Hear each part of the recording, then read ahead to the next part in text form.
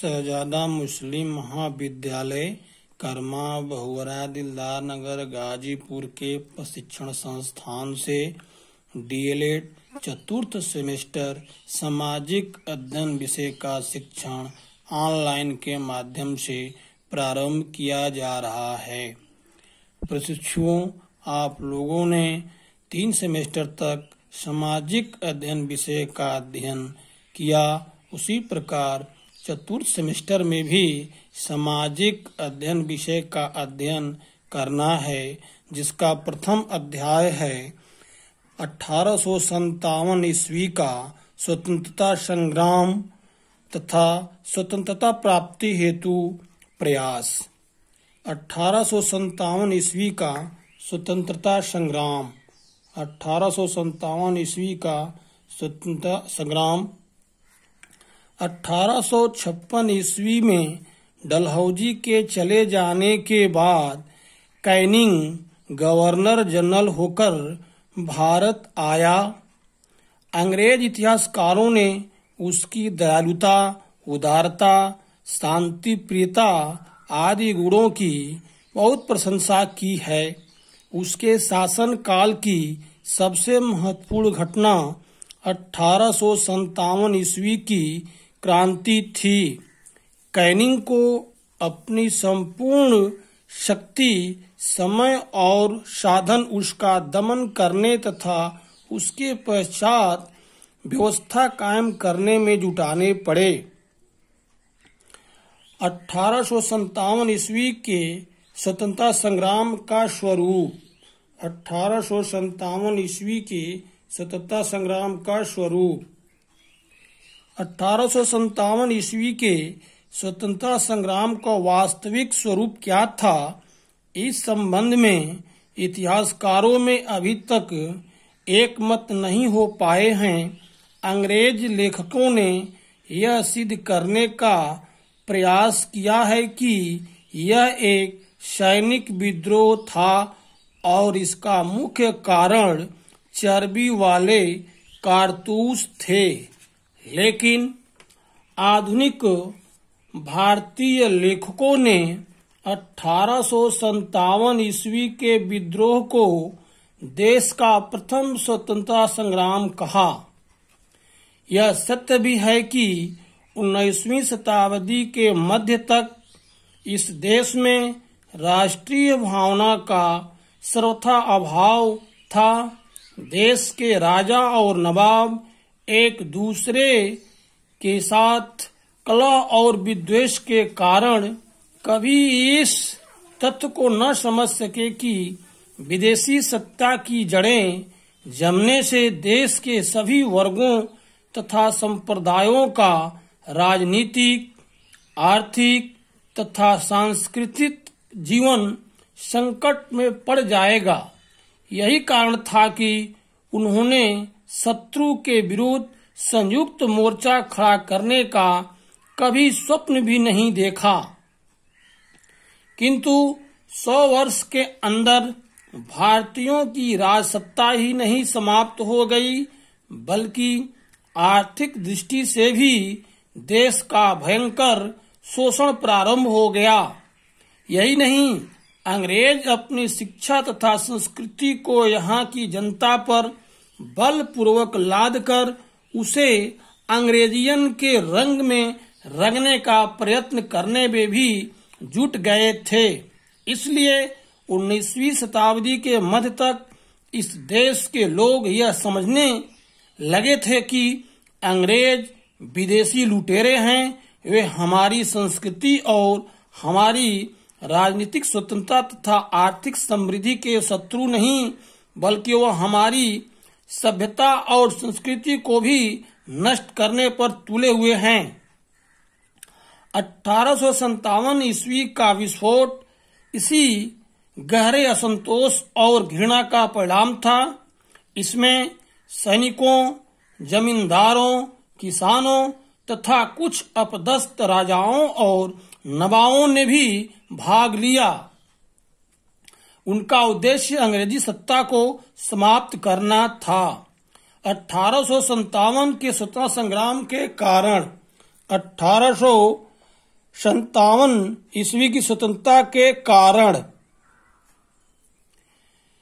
1857 ईस्वी की स्वतंत्रता के एक कारण जिम्मेदार नहीं थे, बल्कि कई कारण जिम्मेदार थे, जिसमें पहला कारण है राजनीतिक कारण। राजनीतिक कारण के अंतर्गत प्लासी की लड़ाई से लेकर 1857 ईस्वी तक संपूर्ण भारत पर अंग्रेजों का प्रभुत्व स्थापित हो गया था।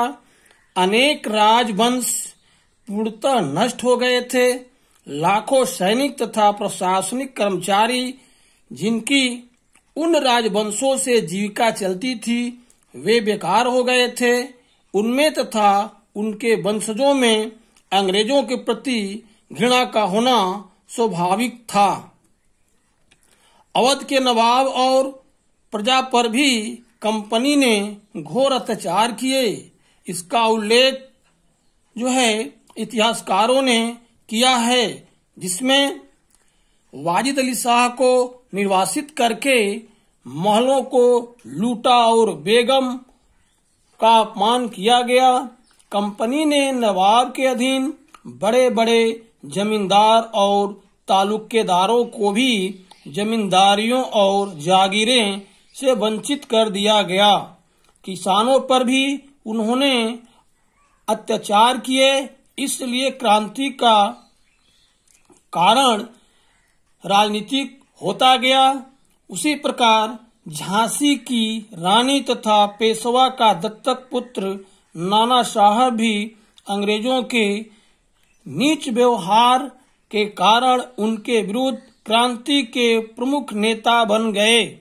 इस प्रकार अनेक राजवंशों ने अपनी प्रतिष्ठा और अधिकारों के लिए विदेशियों के विरुद्ध तलवार उठाकर अपने आत्मसम्मान और साहस का परिचय दिया। आर्थिक कारण। अगला बिंदु है आर्थिक कारण।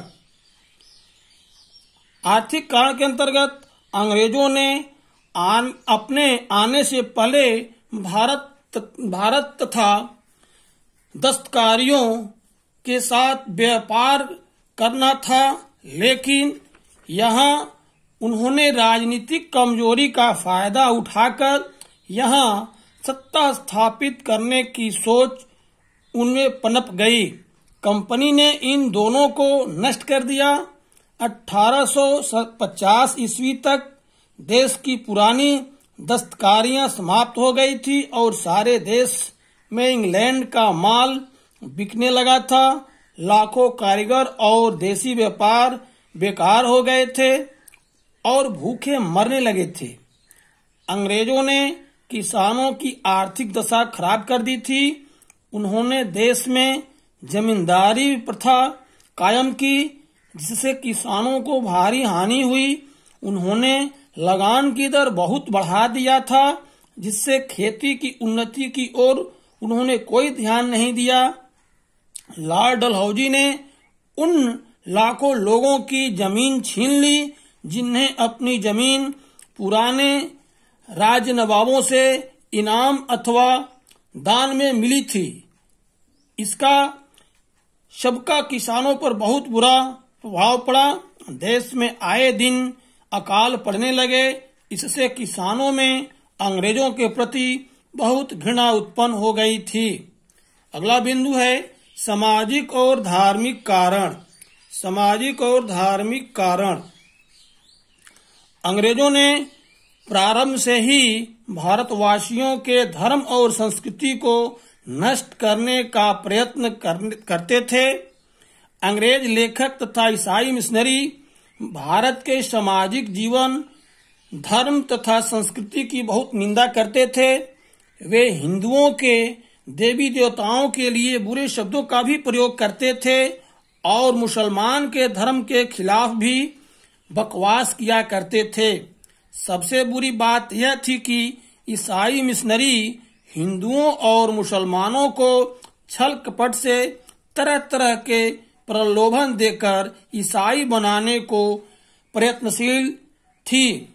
इससे हिंदुओं और मुसलमान दोनों में भी असंतोष फैल गया था। अंग्रेज सरकार इन मिशनरियों को खुलकर सहायता देती थी।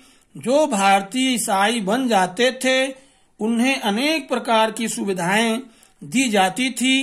अंग्रेजों ने अंग्रेजी शिक्षा का प्रसार किया, जिससे भारतीय शिक्षा व्यवस्था तेजी से नष्ट होने लगी और भारतीय भाषाओं तथा साहित्य को भी भारी आघात लगा था। अगला बिंदु है सैनिक कारण। सैनिक कारण के अंतर्गत अंग्रेजों ने भारत को भारतीय सैनिकों की सहायता से ही जीता था, किंतु उनके साथ भी अंग्रेज सरकार और सैनिक अधिकारियों का व्यवहार अच्छा नहीं था। अंग्रेजों के मुकाबले में भारतीय सैनिकों को वेतन और भत्ता बहुत कम मिलता था और भारतीय सैनिक कभी भी सेना में उच्च पदों पर नहीं पहुंच सके थे। अगला बिंदु है चर्बी वाले कारतूस। चर्बी वाले कारतूस। भारतीय सैनिकों में यह असंतोष फैल गया था, या कुछ सत्य भी था कि उसी समय अंग्रेज सेना में नौकरी करने वाले भारतीय सैनिकों को एक विशेष प्रकार के कारतूस दिए थे, जिनमें गाय और सूअर की चर्बी लगी होती थी।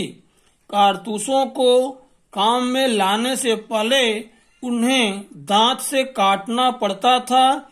इससे हिंदुओं और मुसलमानों में भारी रोष फैला।